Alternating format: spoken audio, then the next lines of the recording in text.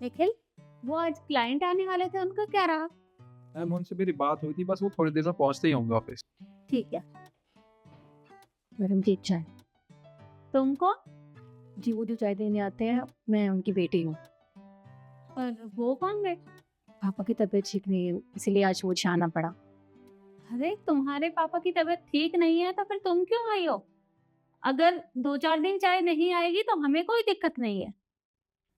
नीम साहब, अगर चाय नहीं आएगी तो आपको तो कोई दिक्कत नहीं होगी, लेकिन अगर 2-4 दिन हमारी दुकान बंद रहेगी तो हमें तो बहुत दिक्कत होगी ना, क्योंकि जो कमाते हैं हम वही खाते हैं, तो इससे हमारा गुजारा नहीं चलेगा। अच्छा, कोई बात नहीं। देखिए, वो फाइल मुझे लाकर देना। जी मैम। एक ज़रूरी बात करनी थी। हाँ, बोलो बेटा। पापा ने कहा था कि जो हिसाब हुआ है अब तक का आप कर देते, तो वो कहने तबीयत ठीक नहीं है उनकी, पैसों की बहुत ज़्यादा ज़रूरत है, तो आप हिसाब करके पैसे दे दीजिए। पर बेटा, चाय के हिसाब के बारे में मुझे नहीं पता। अब तुम्हारे पापा भी नहीं आए हैं तो फिर मैं हिसाब कैसे करूंगी? कोई बात नहीं, उन्होंने मुझे बताया हुआ है, मैं आपको बता देती हूँ। ठीक है, तुम बता दो। जी, पिछले हफ्ते के आपके 500 रुपये हुए हैं, उससे पिछले महीने के 230 और इस महीने की 350। ठीक है, निखिल, टोटल करके इनकी पेमेंट कर दो। 1090। अरे, तुमने तो बहुत जल्दी हिसाब बता दिया। ये तो छोटा सा हिसाब था, कोई भी बता सकता है। मैम ये ना पागल बना रही है हमें। अरे 2 कौड़ी के चाय वाले हैं, इनको कहाँ से पता होगा, इतना हिसाब कैसे लगा लेंगे? ये ना घर से याद करके आई होगी और यहाँ हमारे सामने शो ऑफ कर रही है। नहीं निखिल, ऐसी कोई बात नहीं है। अरे हो सकता है कि वो इतना जानती हो। मैडम ऐसा कैसे हो सकता है? अगर इतनी पढ़ी लिखी होती तो ये काम थोड़ी ना कर रही होती। अच्छा चलो, तुम्हें इतना ही पता है ना मैथ के बारे में, तो मैं तुमसे कुछ इक्वेशंस पूछता हूँ। अगर तुमने उनका आंसर ठीक दे दिया तो मैं मान लूंगा कि तुम पढ़ी लिखी हो, समझदार हो। ठीक है, आप पूछ लीजिए। ठीक है।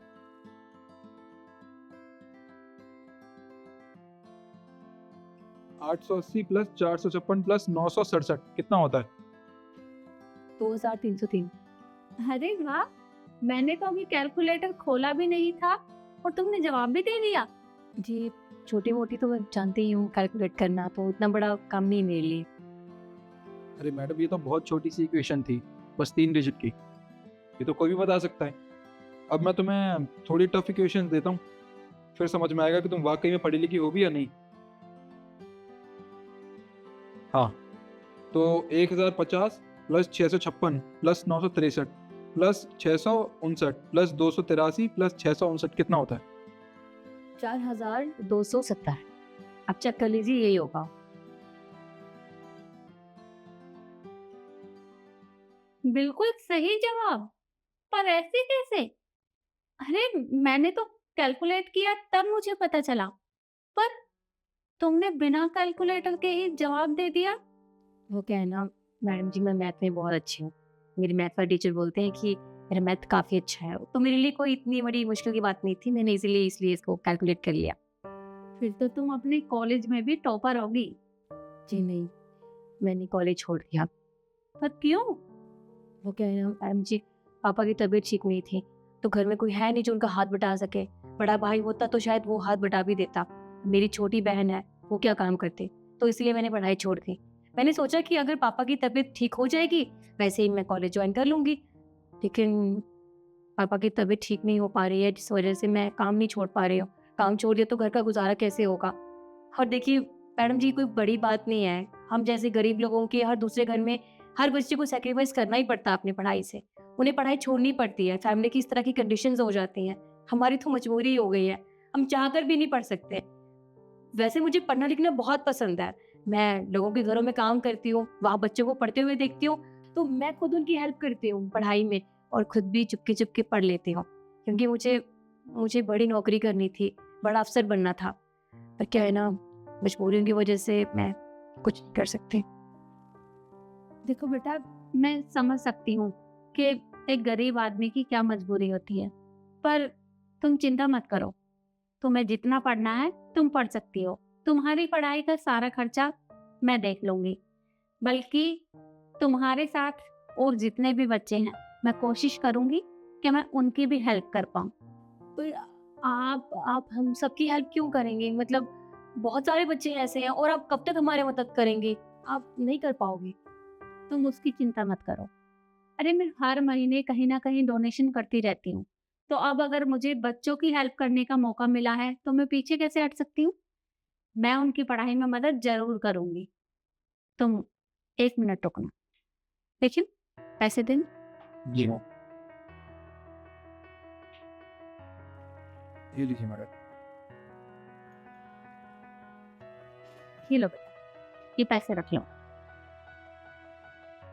पर ये तो ऐसे ज़्यादा है। कोई बात नहीं, और रुकना दो।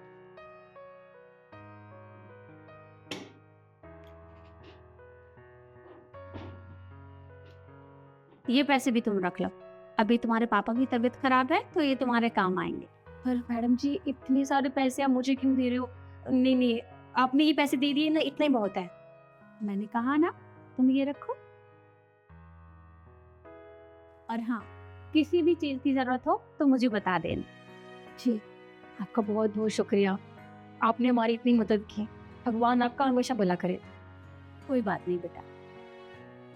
और मुझे भी माफ़ कर देना, मैंने आपको कम समझा, और आप तो इतनी पढ़ी लिखी हैं, मुझे ऐसा नहीं करना चाहिए था आपके साथ। I am sorry. कोई बात नहीं साहब, वैसे भी इसमें आपकी कोई गलती नहीं है। हर कोई इंसान हमें ऐसे ही नज़र से देखता है। कोई बात नहीं। अच्छा, चाय ठंडी होगी, मैं दोबारा बना कर लाती ठीक है बेटा। देखा निखिल तुमने, इंसान चाहे जिस भी हालात में हो, अगर वो पढ़ना चाहता है तो वो पढ़ सकता है, बस उसे एक मौका मिलना चाहिए। जी मैम, आप बिल्कुल ठीक कह रही हैं। अगर इंसान पढ़ना चाहता हो तो कहीं भी पढ़ सकता है।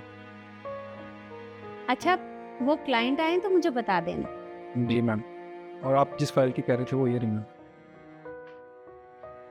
ठीक है, मैं चलता हूँ, जैसे क्लाइंट आएंगे मैं आपको बता दूँ। ठीक। मैंने तो इस लड़की की मदद कर दी, अब है आपकी बारी।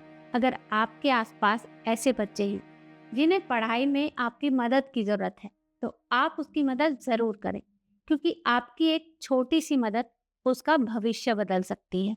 बाकी वीडियो आपको कैसी लगी कमेंट में ज़रूर बताएं और ज़्यादा से ज़्यादा शेयर करें। धन्यवाद।